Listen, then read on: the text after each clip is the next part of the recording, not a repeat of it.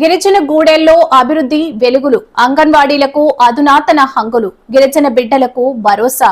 24 లక్షలతో సవరా రాజాపురం, దాలసరిలో నూతన భవనాలు ప్రారంభించిన పలాస ఎమ్మెల్యే గౌతు శిరీష.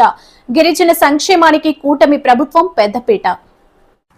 మారుమూల గిరిజన ప్రాంతాల్లో అభివృద్ధి పరుగులు పెట్టాలని, అక్కడి ప్రజలకు ప్రభుత్వ సంక్షేమ పథకాలు, మౌలిక సదుపాయాలు పూర్తి స్థాయిలో అందాలని కూటమి ప్రభుత్వం ప్రత్యేక దృష్టి సారిస్తోందని పలాస ఎమ్మెల్యే గౌతు శిరీష అన్నారు.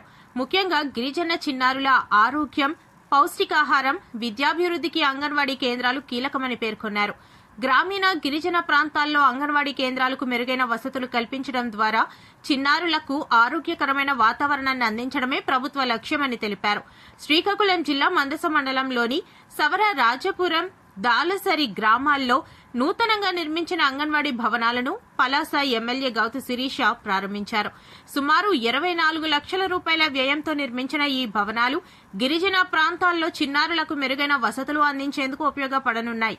నూతన భవనాలను ప్రారంభించిన అనంతరం అంగన్వాడీ కేంద్రాలను పరిశీలించిన ఎమ్మెల్యే చిన్నారులకు అందుతున్న పౌష్టికాహారం, విద్యా కార్యక్రమాలు, సిబ్బంది విధులు తదితర అంశాలపై ఆరా తీశారు.